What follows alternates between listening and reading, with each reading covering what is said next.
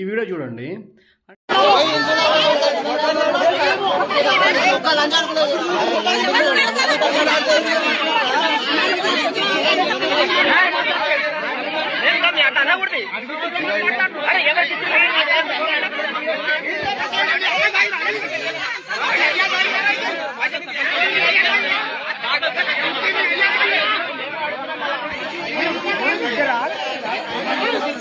So చూశారు కదా, ఒక్క సర్పంచ్ గెలిస్తేనే అక్కడ ఎంత విధ్వంసం చేస్తున్నాడో. అలాగే మీరు మొన్న ముంబైలో కూడా చూస్తుంటారు, కార్పొరేషన్ ముంబై నుంచి కార్పొరేటర్గా ఎన్నికైన ఒక అమ్మాయి కూడా సేమ్ అదే మాట్లాడింది. ఈ బుమ్రాని మొత్తాన్ని గ్రీన్ చేస్తాము, ఇంకా ఏ మతం కానీ ఇక్కడ ఉండకుండా చేస్తానని చెప్పేసి.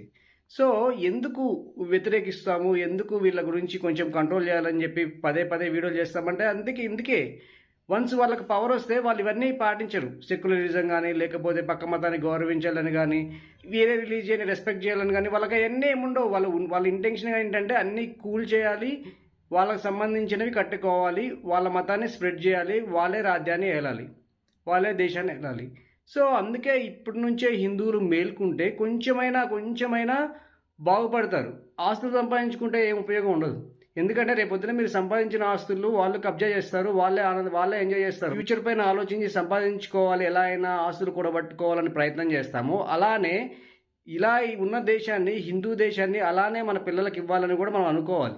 అలా అనుకున్నప్పుడే మనం సంపాదించే సంపాదనకు కానీ, మనం కనే పిల్లలకు కానీ ఒక సేఫ్ కంట్రీని ఇచ్చినట్లు అవుతుంది. చూశారు కదా, ఒక సర్పంచ్ ఎంత విధ్వంసం చేస్తున్నాడు, ఒక కార్పొరేటరే ఇంత పబ్లిక్గా ఎలా మాట్లాడుతుందో. అలాంటిది ఒక పిఎంఓ, ఒక సీఎంఓ అయితే పరిస్థితి ఏంటో ఒక్కసారి ఊహించుకోండి మీరే.